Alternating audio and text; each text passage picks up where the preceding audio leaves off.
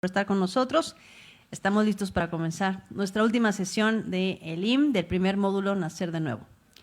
¿Qué hemos estado aprendiendo? Nicodemo tenía que pasar de la oscuridad a la luz, tenía que nacer de nuevo. Y dijimos que esta frase en griego realmente dice que tenía que nacer ¿de dónde? De arriba, muy bien. Necesitaba nacer de arriba, pasar del vientre del pecado de la oscuridad a la vida del nuevo nacimiento. Vamos a revisar entonces ahora el versículo 11 de Juan 3:11. Dice así: de cierto te digo que lo que sabemos hablamos y lo que hemos visto testificamos y no recibís nuestro testimonio. ¿Qué hemos estado entendiendo? Que los escribas y los fariseos no reciben el testimonio de Yeshua, nuestro Mesías, porque estaban en oscuridad. ¿Qué es el testimonio? ¿A qué se refiere con testimonio? Pues al mismo que Dios le dio a Moisés y a los profetas. No la lista de alajás o de hagadás que seguían al pie de la letra y que los tenía viviendo en una religión que los mantenía en absoluta oscuridad. Y este es el testimonio. Dice así Isaías 8:15. Y muchos tropezarán entre ellos y caerán y serán quebrantados y se enredarán y serán apresados. Ata el testimonio, sella la ley entre mis discípulos.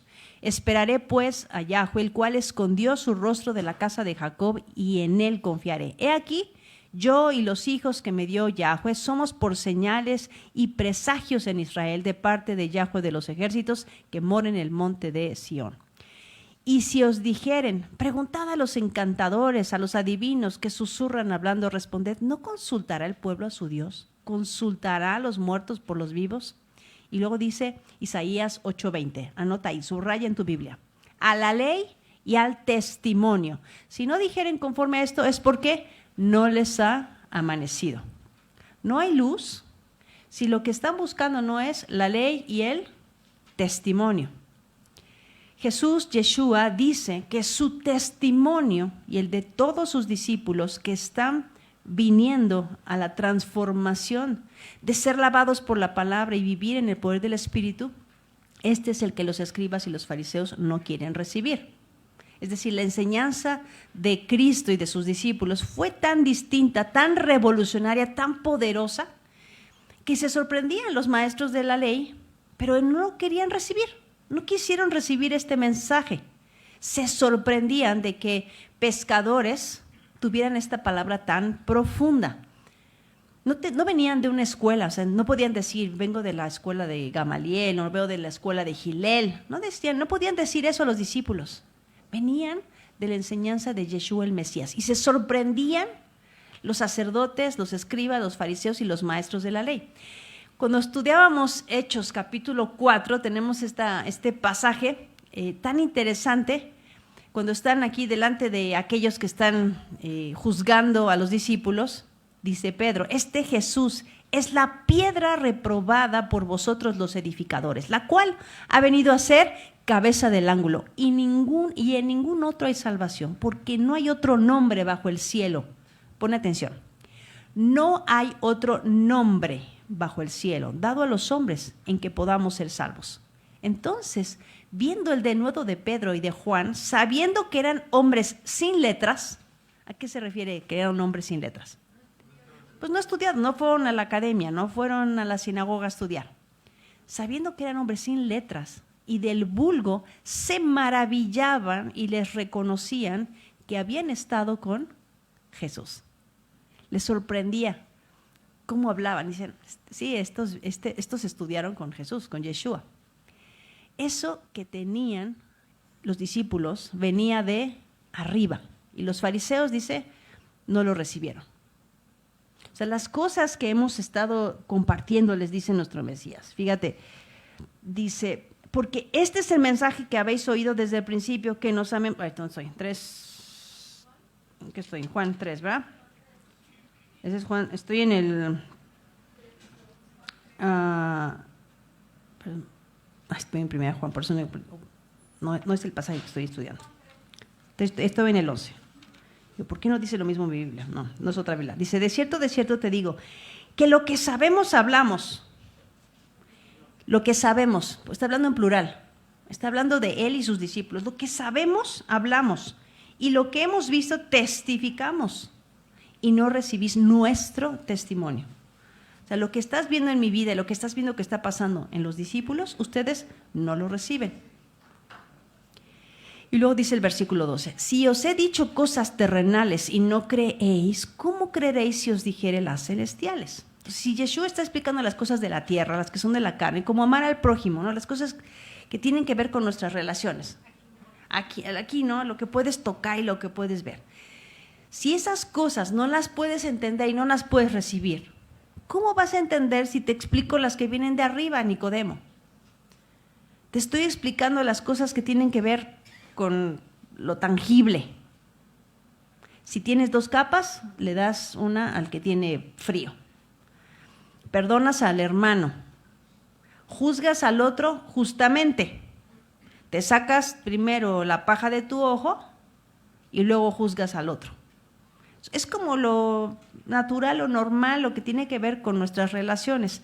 Si no muestras fidelidad en eso, si no puedes creer en esto, ¿cómo puedes entender las cosas que tienen que ver con Dios? Y luego dice el versículo 13, nadie subió al cielo sino el que descendió del cielo, el Hijo del Hombre que está en el cielo.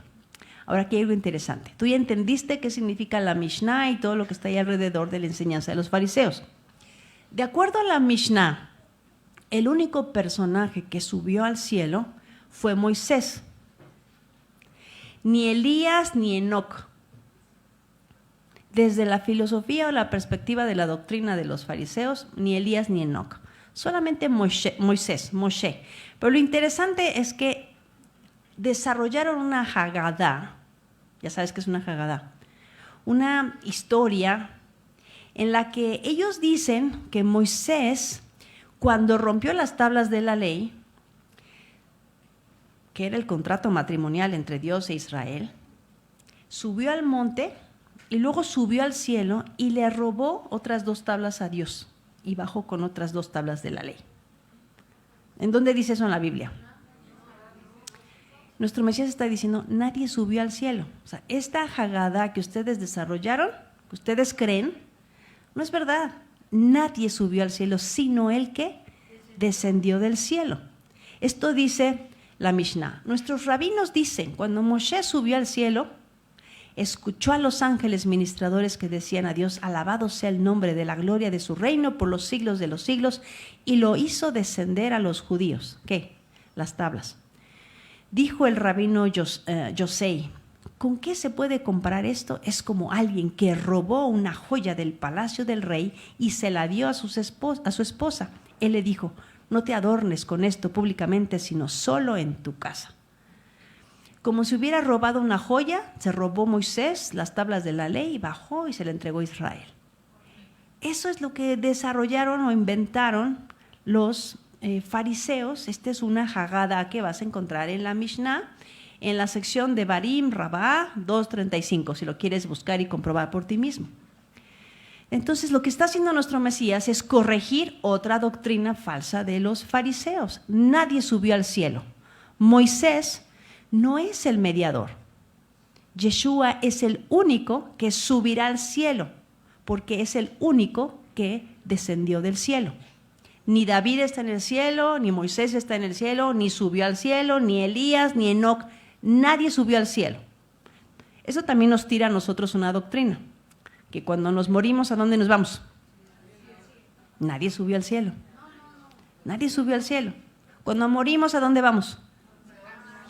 A la tumba, al Sheol, que es la Gehenna, ¿okay? La tumba, al seno de Abraham, a dormir, a descansar. ¿Qué nos va a despertar? ¿Cuál es el despertador de Dios? ¿Cuál es la alarma de Dios?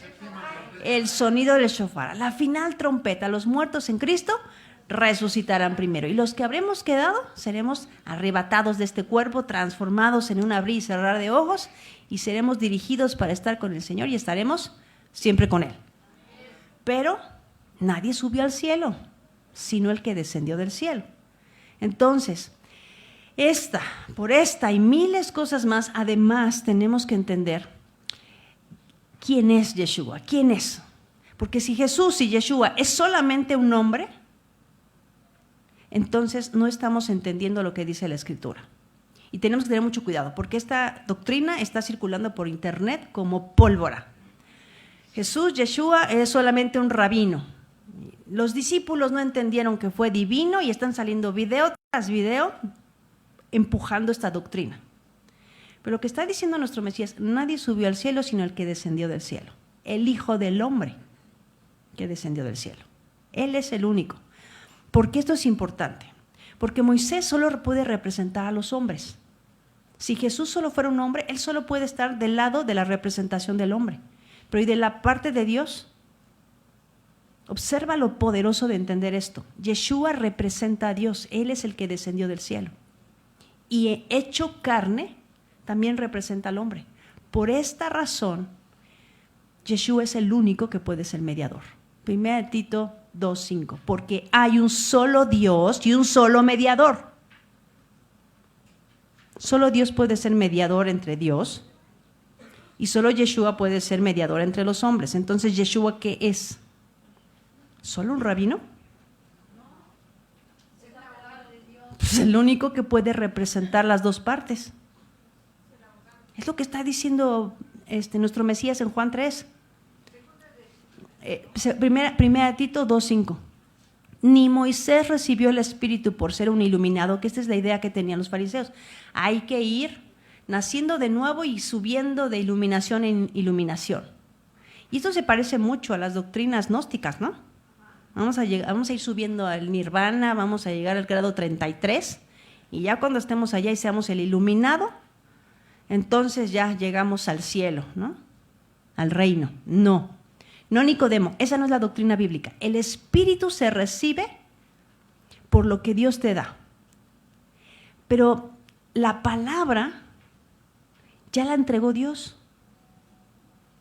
Dios es el que da el Espíritu, pero viene de arriba. Y eso lo envía Dios. No escalamos para ir allá. Recibimos lo que Dios mismo nos ha dado. Juan 3:14. Y como Moisés levantó la serpiente en el desierto, así es necesario que el Hijo del Hombre sea levantado. En la historia de Números decíamos la semana pasada que Moisés hizo una serpiente ¿de qué metal? De bronce. ¿Qué otras cosas estaban hechas de bronce en la Biblia, en el Antiguo Testamento, específicamente en la Torah? El lavatorio y el altar de sacrificio. Esos dos objetos que están fuera del lugar santo están hechos de bronce. Si tú pules el bronce, se ve casi como espejo, ¿verdad? Y si le dan los rayos del sol, ¿qué hace? Se refleja, ¿verdad? Y brilla. Moisés levanta una serpiente de bronce. En hebreo es muy interesante que dice que levantó una serpiente encendida. La palabra ahí, saraf, utiliza el término saraf, se parece al término que se utiliza para estos ángeles especiales que están en el cielo, que se llaman serafines. ¿Han escuchado esa palabra? Y saraf en hebreo significa encendido. Entonces, esta serpiente que levanta Moisés dice que parece una serpiente encendida. Y quien volteaba a ver a la serpiente encendida, vivía. Como una serpiente de bronce es necesario que Yeshua sea levantado en un madero. Y la luz, cuando iluminaba la serpiente, reflejaba una cosa que es muy interesante en la Escritura. Parecía que ardía. Dice la Escritura que el Señor es fuego consumidor. Y en Malaquías habla del Mesías como sol de justicia. Muy bien. Dice así Deuteronomio 4:24, porque Yahweh, el Señor, tu Dios, es fuego consumidor, Dios celoso. Y Malaquías 4:2, mas a vosotros los que teméis mi nombre, nacerá el sol de justicia y en sus alas traerá salvación y saldréis y saltaréis como becerros de la manada.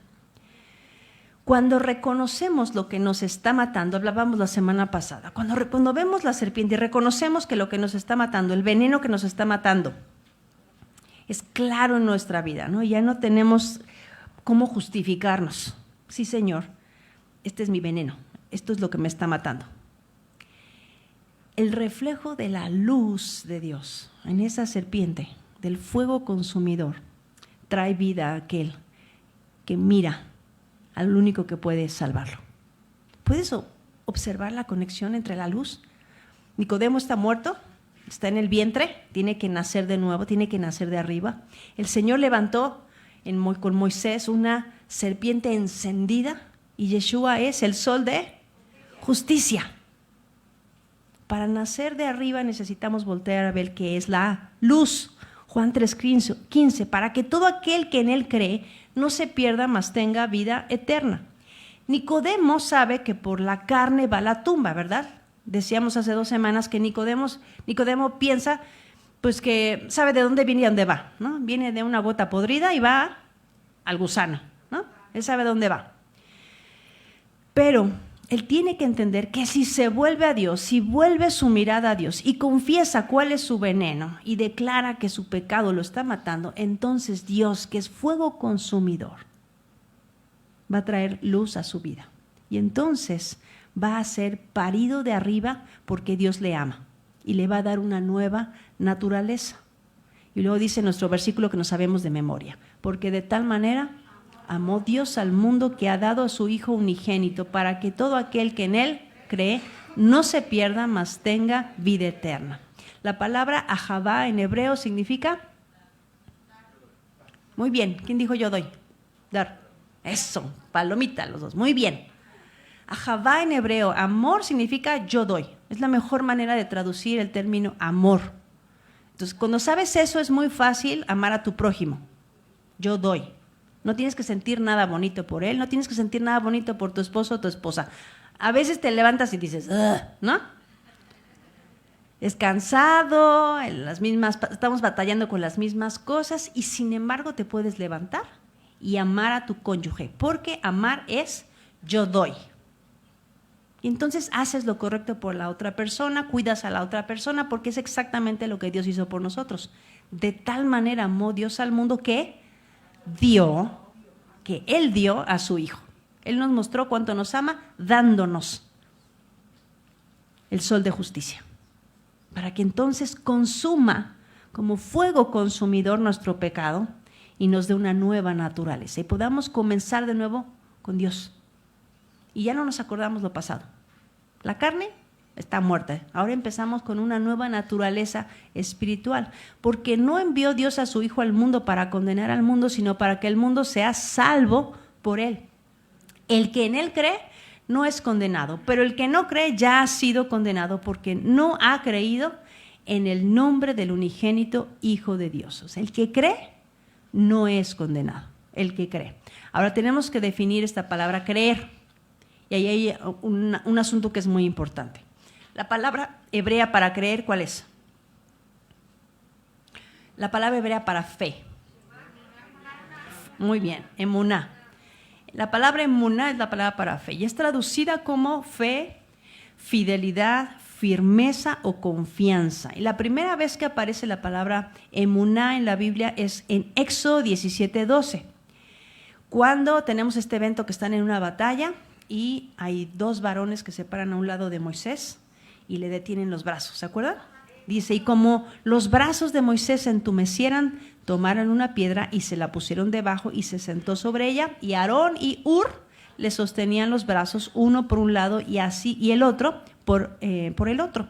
Así tuvo emuná en sus brazos hasta que se puso el sol. Así tuvo firmeza en sus brazos hasta que se puso el sol. También encontramos esta palabra en Deuteronomio 32:4. Dice, Él es la roca cuya obra es perfecta, todos sus caminos son justos, Dios de emuná. ¿Dios tiene emuná? ¿Dios tiene fe? Dios tiene emuná porque Dios es fiel. Dios de fidelidad. Allí nos traducen emuná como fidelidad. Dios de fidelidad, sin injusticia, justo y recto es Él. Entonces, la palabra emuná debería traducirse como firmeza o como fidelidad. Emuná está relacionado en su raíz lingüísticamente con la palabra amón, que significa justamente seguro o firme, y es la palabra que se usa para hablar también de algo que no sale volando, ¿no? Como una estaca que se clava en el piso y queda firme, ¿no? Queda amón, firme, no se levanta. Isaías 22:22-23 dice: pondré la llave de la casa de David sobre su hombro. Cuando abra, no habrá quien cierre, y cuando cierre, no existirá quien abra. Lo clavaré como estaca en lugar Amón, firme, a David, y será un trono de honra para la casa de su padre. En otro pasaje también se utiliza la palabra Amón en tres formas distintas. Isaías 7:9 dice: entre tanto la cabeza de Efraín será Samaria, y la cabeza de Samaria el hijo de Remalías, si vosotros no creyereis. Y ahí está la palabra Amón. De cierto, Amón, otra vez, no permaneceréis. Amón. Imagínate que en un mismo versículo aparece 3 veces la palabra Amón y nos la traducen de 3 maneras diferentes: creer, certeza y permanecer. ¿Qué dijo nuestro Mesías? El que persevere o el que permanezca hasta el fin, ese será salvo. Nuestra relación con Dios es una relación de permanencia, de firmeza o de fidelidad. Lo que demuestra la relación entre firmeza, certidumbre y creencia o fe. Hay otra palabra que también está relacionada con la palabra emuná y es la palabra emún. La palabra emún es la palabra que tiene que ver con artesano. ¿Qué hace un artesano? Un artesano perfecciona su arte, pasa muchas horas y mucho tiempo trabajando en lo que sabe hacer hasta que es un maestro. Es tan seguro o tan firme en su conocimiento o en su habilidad que demuestra su capacidad y su conocimiento en lo que hace. Entonces, tú puedes saber que un maestro artesano es alguien excelente cuando ves su obra de arte, ¿no? Y dices, wow, este carpintero sabe lo que hace, o este artesano, o este alfarero tiene mucho tiempo haciendo esto. Se manifiesta en su obra de arte lo que sabe. Quizá ahora puedas entender cómo encaja la palabra emuná, esta palabra que nos traducen como fe, en las definiciones bíblicas. El problema es que en la teología moderna la fe está pegada a un concepto de esperanza o conocimiento, o una esperanza basada en conocimiento solamente. Y esta definición es meramente un ejercicio mental y no se ajusta a ningún cambio de comportamiento. Santiago 2:14 dice: hermanos míos, ¿de qué aprovechará si alguno dice que tiene fe, emuná, fidelidad? Pistis en griego significa exactamente lo mismo, y no tiene obras. ¿Podrá la fe salvarle? ¿Esa fidelidad le salva? Y si un hermano o una hermana están desnudos y tienen necesidad del mantenimiento de cada día, y alguno de vosotros le dice: id en paz, calentaos y saciaos, pero no le dais las cosas que son necesarias para el cuerpo, ¿de qué aprovecha? ¿De qué sirve que le digas que Dios te bendiga? ¿Tu fidelidad sirve de algo? La fe que no cambia tu vida no salva tu alma. La fidelidad que no es evidente no es fe genuina. La fidelidad tiene que ser práctica. La fidelidad tiene que ser notoria. Por eso la mejor manera de definir el concepto de creer o fe es justamente con fidelidad. Y automáticamente lo relacionas con el matrimonio, ¿no? Tú puedes decirme que me amas un montón, pero no eres fiel. Pues nada más son palabras, ¿no? La fidelidad tiene que verse. La verdadera definición teológica bíblica de fe es demostrada por aquel que está seguro, firme en lo que entiende y cree en la verdad y en la práctica. La obediencia es la manifestación externa de lo que está sucediendo en nuestro interior. Santiago 2:17 dice: así también la fe, si no tiene obras, está muerta. ¿A dónde tiene que pasar Nicodemo? De muerte a vida, de oscuridad a la luz. Se tiene que notar. Pero alguno dirá: tú tienes fe, yo tengo obras. Muéstrame tu fe sin tus obras y yo te mostraré mi fe o mi fidelidad por mis obras. En otras palabras, yo te voy a demostrar que creo por mi manera de vivir. Así de sencillo. No van a ser mis palabras, va a ser mi estilo de vida lo que hablará por mí. Y luego dice el versículo 19, ¿tú crees que Dios es uno? Bien haces, también los demonios creen y tiemblan. ¿Crees en el Dios de Israel? ¿Crees que el Dios de Israel es el verdadero y el Dios de la Biblia? ¿Y crees que la Biblia es la palabra de Dios? Qué bueno que crees, pero eso no es suficiente. Santiago está discerniendo la diferencia entre la fe griega y el entendimiento hebreo bíblico de la fe, de la palabra emuná. La verdadera fe se evidencia por las obras. Santiago no está enseñando que las obras salvan, sino que la fidelidad produce fruto. El problema fue que algunos creen que fe más obras es igual a salvación. Algunos piensan que fe no debe tener obras y le restan las obras para salvación porque no quieren caer de la gracia. Pero lo que Santiago está diciendo es esta es la ecuación correcta. Fe es igual a salvación más obras. Las obras no son la raíz, las obras son el fruto.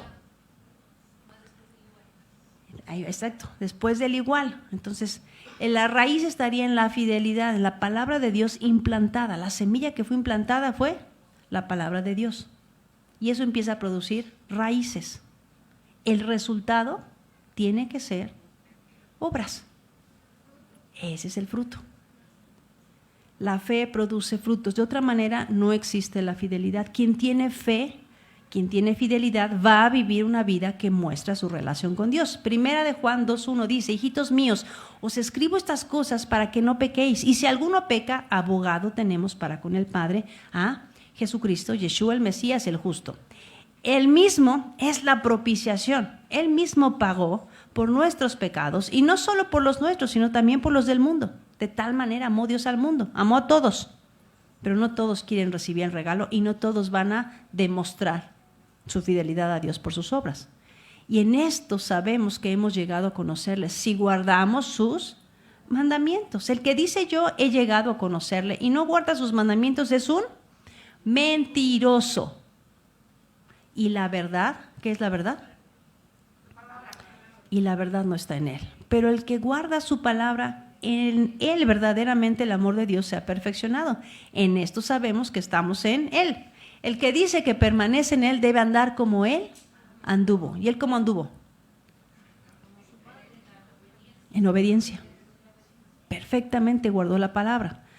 Todo este entendimiento de la fe está basado en lo que dice la Escritura, no en la teoría de alguien, no en tradiciones de alguien. Este concepto de fidelidad surge de la misma palabra de Dios.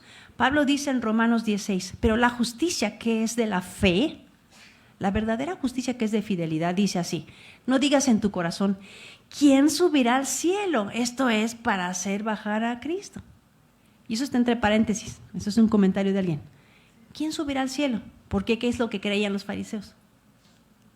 ¿Que quién había subido al cielo? Moisés había subido al cielo y les había bajado la ley, les había bajado la ley oral, y entonces quienes recibían este conocimiento místico de los fariseos, entonces podían como iluminados ir subiendo otra vez al cielo. No digas en tu corazón quién subirá al cielo. Pablo está citando Deuteronomio 30 para explicarnos cuál es la justicia de Dios, que es la fe. Dice Deuteronomio 30:11, este mandamiento que yo te ordeno hoy no es muy difícil para ti, ni está fuera de tu alcance. No está en el cielo para que digas, ¿quién subirá por nosotros al cielo para traérnoslo? Moisés, bájanos el conocimiento. Rabino fulanito, bájanos el conocimiento del cielo. No. ¿Quién subirá al cielo para traerlo y hacerlo oír a fin de que lo guardemos? Moisés está escribiendo eso, por cierto. Deuteronomio, ¿quién lo escribió? Moisés. Es Moisés el que está diciendo eso. Ni está más allá del mar para que digas, ¿quién cruzará el mar para nosotros, para traérnoslo, para hacérnoslo oír a fin de que lo guardemos? Pues la palabra está muy cerca de ti. La palabra está cerca de ti. ¿De dónde bajó? Del cielo. No solo de pan vivirá el hombre, sino de toda palabra que sale de la boca de Dios. Dios ya envió su palabra. Ya la tienes cerquita. La tienes hasta impresa en tu casa. ¿Sabías que esto es de ricos? ¿Sabes que antes era imposible tener un códice en tu mano? Si tienes más de 500 libros en tu casa, ya tienes una biblioteca de un rey de la Edad Media. Tienes la Biblia, ¿cuántas versiones tienes de la Biblia en tu casa? Pero en algunas casas es obsceno la cantidad de versiones que tenemos. Está cerquita, la palabra está muy cerca de ti, en tu boca y en tu corazón para que la guardes. Y todavía dice más Moisés, la puedes tener en papel. ¿Dónde tiene que estar? Aquí tiene que estar la palabra de Dios, aquí en tu boca, en tu corazón, en tus pensamientos, en tu voluntad, para que la guardes. Mira, yo he puesto hoy delante de ti la vida y el bien, la muerte y el mal. Pues te ordeno hoy amar al Señor tu Dios, andar en sus caminos y guardar sus estatutos y sus decretos para que vivas y te multipliques a fin de que el Señor tu Dios te bendiga en la tierra que vas a entrar para poseerla. Lo que tenemos que saber no está en el cielo para que alguien nos lo baje, ya está aquí, su palabra nos fue revelada y está a nuestro alcance. Entonces, de acuerdo a Pablo, la justicia que obra por la fe está enraizada en obedecer los mandamientos de Dios, para que entonces podamos producir mucho fruto. Nuevamente, esto no quiere decir que nuestra obediencia nos salva, la salvación es por gracia, eso lo hace Dios. Solo hay uno que puede salvar, y ese es Dios, solo Dios salva. La Escritura dice claramente que es la gracia de Dios la que nos salva. Pablo lo explica mucho, ¿no? En Efesios, en Gálatas. Porque por gracia sois salvos por medio de la fe, y esto no de vosotros, pues es don de Dios, no por obras para que nadie se gloríe. Pero luego dice, ¿por qué somos? Somos sus obras maestras, su poema, creados, nuevas criaturas, creados en Cristo Jesús para nuevas obras. Y esta gracia es recibida por medio de la fidelidad, de la emuná. Pero esta verdadera emuná, esta verdadera fe, nos tiene que guiar a la obediencia. Si lo que tú estás leyendo es la Biblia, no hay para dónde perderlo. A lo mejor te vas a tardar más que otros. A lo mejor te va a tomar 40 años. Está bien, a Israel le tomó 40 años. Pero si es lo que estás estudiando y analizando, es la palabra de Dios, y eso es lo que estás guardando poco a poquito, entonces el resultado va a ser obediencia a la palabra de Dios, fruto. No es solamente una afirmación mental de sí creo que Dios existe, o un conocimiento. Eso no es verdadera fidelidad. Porque la verdadera fe, la verdadera fidelidad siempre produce obras de justicia. Si fuiste justificado, ¿qué es lo que tienes que producir? Justicia. No me digas que fuiste justificado por Dios y vivas en iniquidad, no se puede.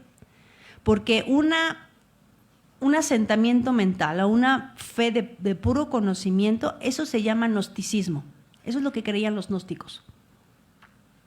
Y lo que enseña esa doctrina es herejía, porque el conocimiento no es lo que salva. La fe verdadera tiene que mostrarse por nuestro comportamiento. Si tenemos emuná, si tenemos fe, se debería ver la palabra de Dios en nuestras acciones.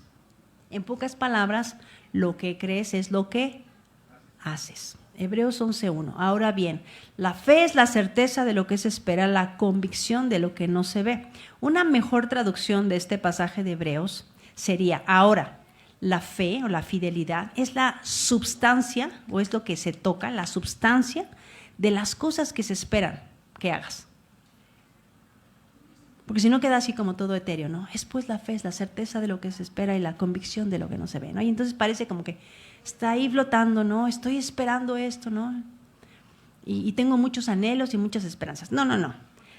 La fe es ciega. No, la fe no es ciega. La fe es la substancia. O sea, cuando hablo son sustancias es algo que puedes tocar, ¿no? La fe es la fidelidad es la substancia de las cosas que se esperan. Lo que espero que suceda porque tengo fe. Es la demostración de las cosas que no se ven. Tú no puedes ver lo que yo creo adentro. O sea, tú no puedes ver mis pensamientos, pero tú puedes ver mis acciones. O sea, yo podría decirte un chorro de cosas lindas. Mis hijos podrían escucharme decir un montón de cosas bonitas y enseñar muchas cosas bonitas. Pero si quieres saber realmente cómo soy, ve y pregúntales cómo vivo en mi casa, cómo los trato, cómo soy en la vida real. Y entonces él te puede decir, se oye muy lindo lo que dices, ma, pero... sí, es la substancia. Lo que dices que crees, lo puedes tocar en mi vida. No lo puedes ver, O sea, no puedes ver lo que yo creo. Aquí adentro no puedes entrar a mi cerebro y verlo. Pero puedo demostrarte lo que creo por la forma como vivo. Lo que crees es lo que haces es debido a lo que crees. La fe no es una esperanza o creencia ciega de las cosas que no se ven, no es invisible, la fe no es ciega, es algo que estamos intentando obtener. La fidelidad es la substancia, es la evidencia. ¿Cuál es la condenación? Dice Juan 3:19, y esta es la condenación, que la luz vino al mundo y los hombres amaron más las tinieblas que la luz, porque sus obras eran malas. ¿Quién es luz? Yeshua es la luz. Dios es luz. Dice 1 Juan 1:5. Este es el mensaje que hemos oído de él y os anunciamos. Dios es luz. ¿Yeshua qué es? Y no hay ningunas tinieblas en él. Juan 3:20. Porque todo aquel que hace lo malo aborrece la luz y no viene a la luz para que sus obras no sean reprendidas. Juan 8:12 dice, otra vez Yeshua les habló diciendo, yo soy la luz del mundo. El que me sigue no andará en tinieblas, sino que tendrá la luz de la vida. Si tú volteas a ver ese madero, no vas a ver ya la muerte. ¿Qué es lo que vas a ver? El resplandor de la gloria de Dios. Andar en tinieblas, la palabra tinieblas en hebreo es la palabra hoshech. ¿Cómo se dice? Hoshech. Y hoshech se puede traducir como oscuridad o como tinieblas. Hay otra palabra en la escritura en Génesis que habla de la noche, que es la yil, de donde viene la palabra Laila Tov, por ejemplo. La yib tiene que ver con noche, pero no es lo mismo. La noche no es algo malo, pero la palabra hoshech sí implica algo que tiene que ver con tinieblas. La oscuridad en todas las culturas y desde la antigüedad es algo, se ve como algo tenebroso, ¿no? Como algo peligroso.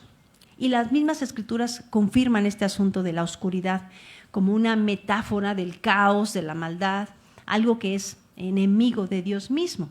En 1 Samuel 2:9 dice, Él guarda los pies de sus santos, mas los malvados enmudecerán en hoshech, en oscuridad, los malos.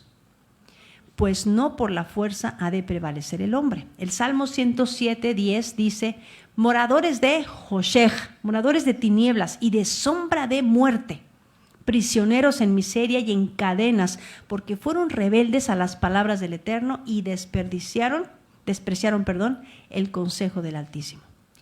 Primera de Pedro 2:9 dice, mas vosotros sois linaje escogido, real sacerdocio, nación santa, pueblo adquirido por Dios, para que anunciéis las virtudes de aquel que os sacó de las hoshech, de las tinieblas, a su luz admirable. Esto es algo muy natural, porque hasta el universo fue creado de la oscuridad. Quiere decir que hasta la creación nos muestra nuestra propia experiencia personal. En Génesis 1 dice que en el principio, Bereshit bara Elohim et hashamayim be'et haaretz. En el principio creó Dios los cielos y la tierra. Be'haaretz hayta tohu babohu. Y la tierra estaba desordenada, sin forma y vacía. Be'hoshech, y las tinieblas estaban sobre las aguas, ¿verdad? Y luego dice, y el Espíritu de Dios, de Ruach Elohim, y el Espíritu de Dios se movía, aleteaba, merajefet, sobre el rostro de las aguas. Y dijo Dios.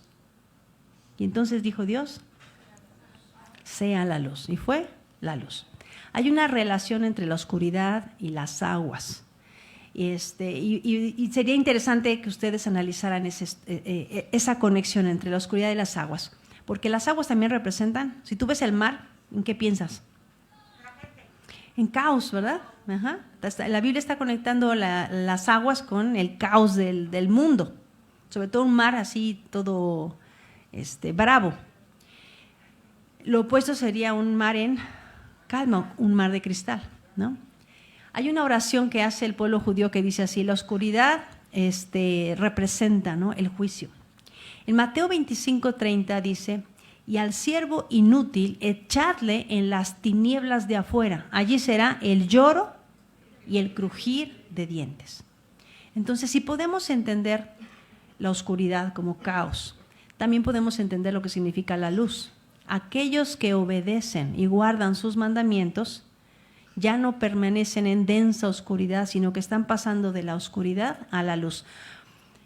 Es densa oscuridad para aquellos que son rebeldes, los que le dan la espalda a la palabra de Dios, que es luz. Entonces, lo que tienen es densa oscuridad. ¿Qué dice la Escritura? Lámpara es a mis pies tu palabra y lumbrera mi camino. Salmo 119. Entonces, cuando hablamos de su palabra, que es el agua que nos lava, también estamos hablando de la luz.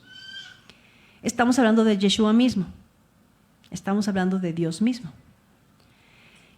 Su palabra, su Torah, la Escritura, la ley y el testimonio de los profetas de aquel que habría de venir, es como luz que hace que podamos amanecer.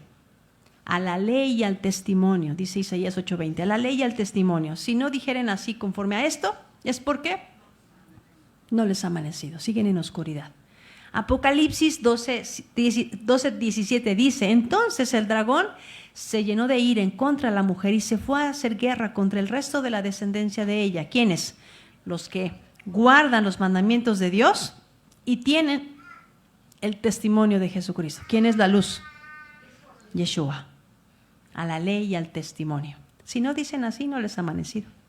Esa es la razón por la que el apóstol Pablo nos advierte estar atentos, sobrios, entendiendo los tiempos, porque el que entiende que el Hijo es la luz, no andará en tinieblas. Primera de Tesalonicenses 5:5 dice, porque todos vosotros sois hijos de luz e hijos del día, no somos de la noche ni de las tinieblas, por tanto, no durmamos como los demás, sino velemos y seamos sobrios. Y es por ello que no podremos entrar al reino de los cielos si no estamos en luz. ¿Quién se va a quedar afuera? Los que estén en tinieblas. Y en el reino lo único que habrá será luz. Dice Apocalipsis 21:23, la ciudad no tiene necesidad de sol ni de luna que brille en ella, porque la gloria de Dios la ilumina. ¿Quién es la lámpara? ¿Quién es el que ilumina? Yeshua. ¿Yeshua qué es? La gloria de Dios. Yeshua es resplandor de la gloria de Dios. O sea, si Dios brilla, ¿a quién estás viendo? La gloria que estás viendo es la de Yeshua. O sea, puedes ver esas conexiones con Cristo. O sea, lo que pasa es que necesitamos entender la magnificencia, la grandeza del Mesías, lo que implica el Mesías, que sea la palabra, la luz, el Salvador, el Mesías, el Cordero, la lumbrera, la palabra hecha carne. Y las naciones que hubieran sido salvadas andarán a la luz de ella, y los reyes de la tierra traerán su gloria y honor a ella. Andar en luz es lo que tienes que entender, Nicodemo. Estás en tinieblas, estás siguiendo doctrinas de hombres, estás pensando que puedes ser un iluminado por todos los títulos académicos que estás adquiriendo y estás viviendo en la carne.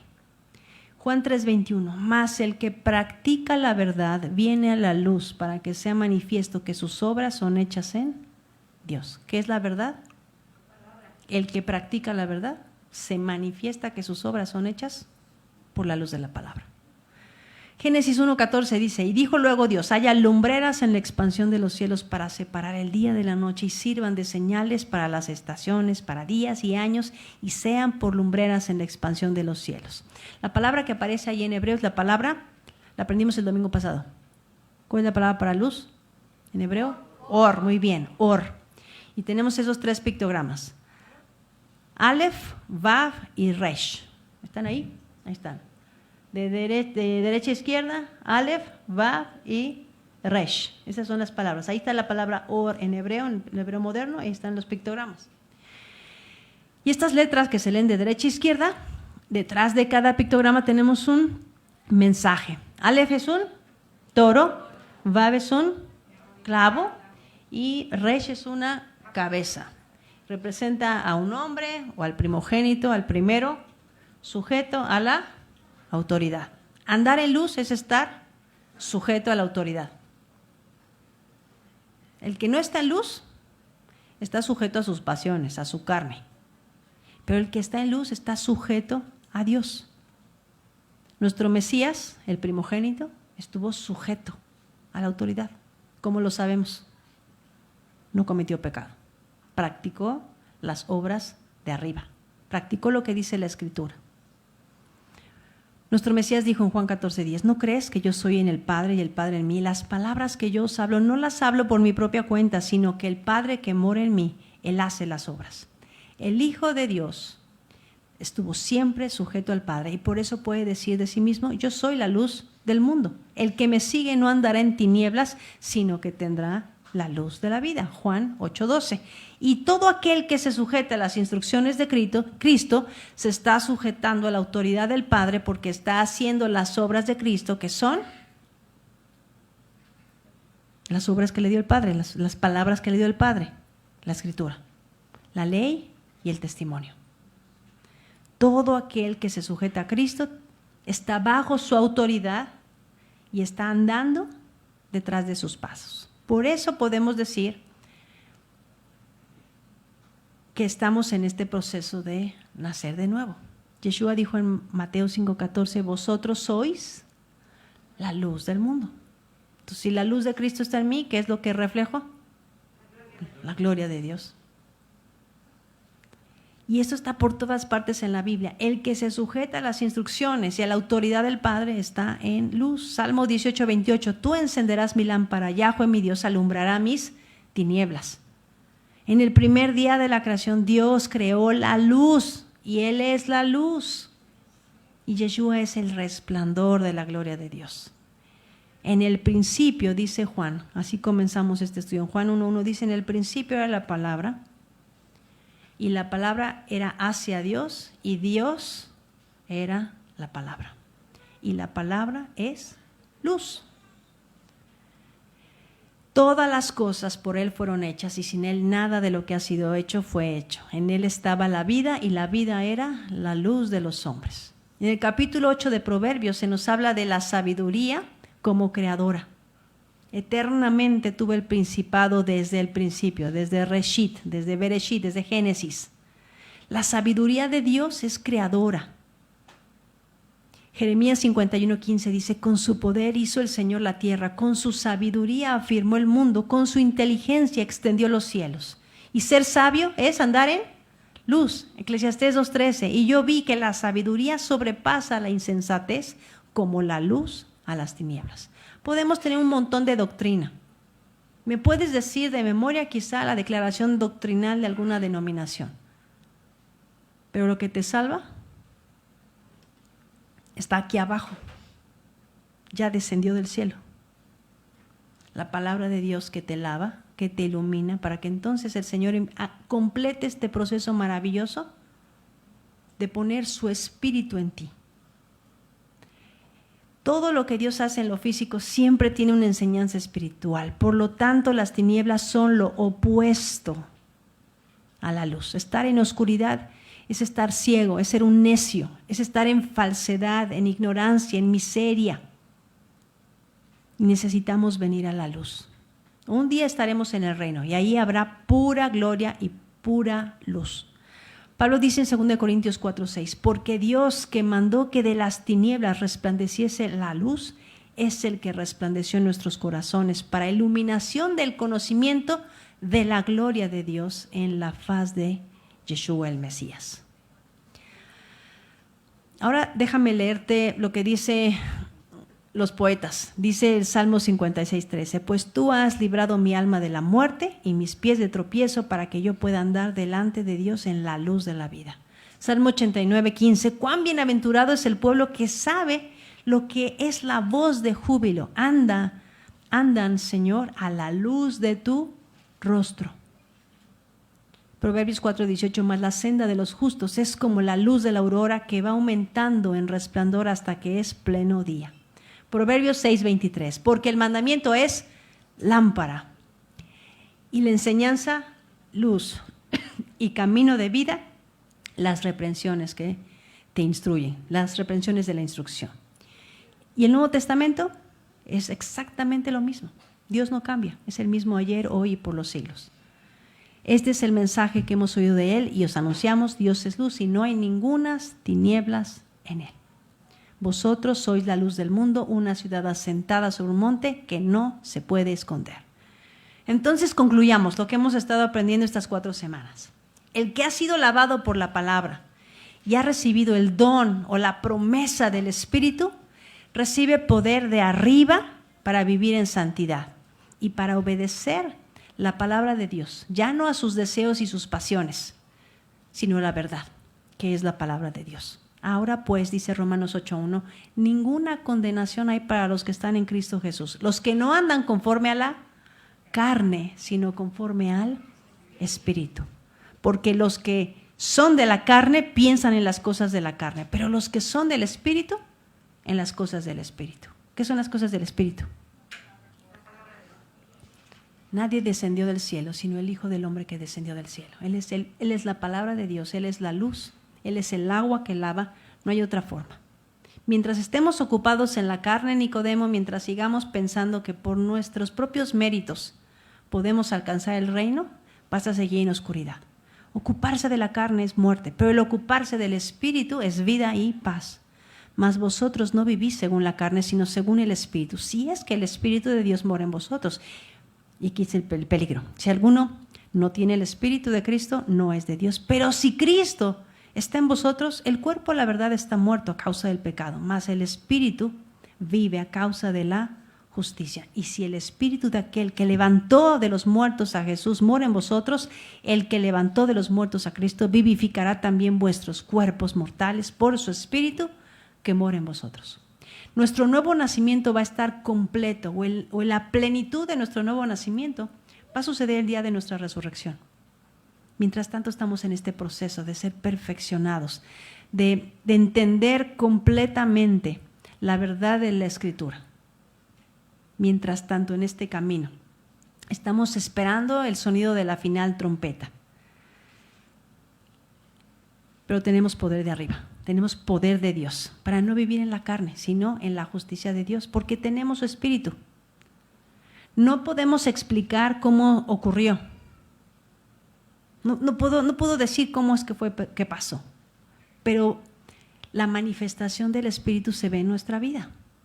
Yo pensé por muchos años que era salva, que había nacido de nuevo, pero ahora puedo entender, puedo decirte que un día el Señor puso en mí hambre de su palabra como no la tenía antes. Tenía muchos años sirviendo. Pero te puedo decir con toda certeza que el apetito que abrió el Señor en mí es sobrenatural, no es algo que tenía antes.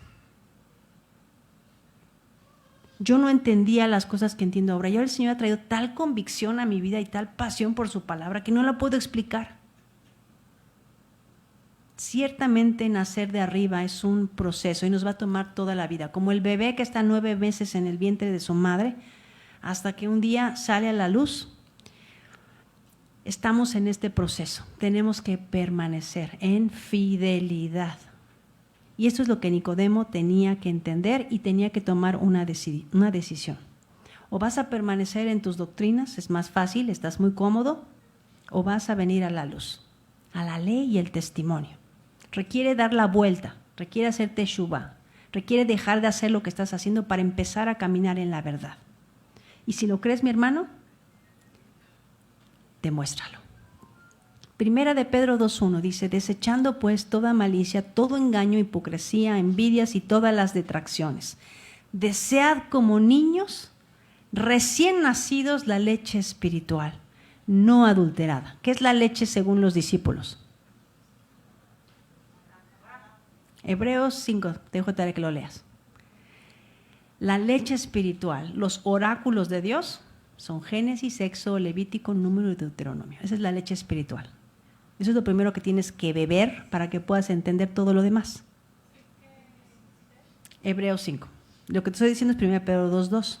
Desead como niños recién nacidos la leche espiritual no adulterada, para que por ella crezcáis para salvación, si es que habéis gustado la benignidad del Señor. Nuestra vida puede estar desordenada y vacía, pero cuando viene la luz empieza el Señor a traer orden. Si Yeshua nuestra vida, si Yeshua nuestra luz, si Yeshua el agua viva, entonces ya no estamos desordenados y vacíos. La verdad de la Escritura revela lo que necesitamos, lo que requerimos para que entonces este nuevo nacimiento a plenitud suceda en el corazón de cada uno. Así que pidámosle al Padre Eterno, Señor, derrama en mí tu Santo Espíritu. Yo quiero vivir en el poder del Espíritu. Y empieza a vivir y a practicar las cosas que estás entendiendo de la Escritura. Demuestra por tus acciones que lo que dices que crees de Dios, realmente lo crees. Mas el que practica la verdad, viene a la luz, para que sea manifiesto que sus obras son hechas en Dios. Que el Padre les bendiga. Ha sido un gozo estudiar con ustedes Juan capítulo 3. Esto es nacer de nuevo. Bien, ustedes saben que cuando tú lees una historia, un libro, un cuento, empieza con una introducción, después ¿qué viene? El desarrollo, el nudo, ¿verdad? Y después el desenlace, ¿verdad? Lo que vimos ahorita en este mes solo es la pura introducción. Ahora hay que hacer el desarrollo y el nudo, ¿verdad? Es decir, aplicarlo, que va a haber un desenlace bonito, ¿verdad? ¿Cuál es la palabra para artesano? ¿Lo apuntaron? ¿Cómo? Emun, ¿ok? Muy bien. Dios es Emun también, ¿verdad? Dice el texto del Evangelio, es decir, el Nuevo Testamento. Aquel que la buena obra empezó en ustedes, la perfeccionará. Esto es permanecer firme, ¿va? Él lo prometió y está así, hasta el día del Mesías, hasta el desenlace, ¿verdad? Entonces, recordemos eso, Él es fiel y nosotros somos llamados a imitarlo, ¿cierto? Así que, ánimo mis hermanos, me llama la atención que a Jesús en el pensamiento, por ejemplo, judío, acerca del Mesías, le llaman también el Hayón, es decir, el día. Y lo toman de Génesis 1, cuando dice, sea la luz, y fue el día 1, ¿verdad? El Hayón. Entonces, el Or es el Hayón, ¿verdad? El día. Así que andemos de día, en la luz como de día, ¿verdad? Ánimo, mis hermanos. Muy bien, pues le damos gracias a Dios, Katy, y lo que le ha permitido aprender para enseñar, ¿verdad? Trabajar con sus manos para tener que compartir con el que padece necesidad. Entonces, nosotros también, ustedes también necesitamos que cada uno de nosotros crezcamos y compartamos también, ¿no? Pero vivamos el Evangelio, vivámonos, ¿sí? Hagamos el desarrollo y el nudo, que el desenlace nos espera de manera maravillosa. Amén. Bien, pues vamos a darnos unos 5 minutos, nos permiten aquí nada más reordenar un poco, levántense, estírense, salgan tantito si quieren, vuelvan. Les recuerdo que allá atrás está el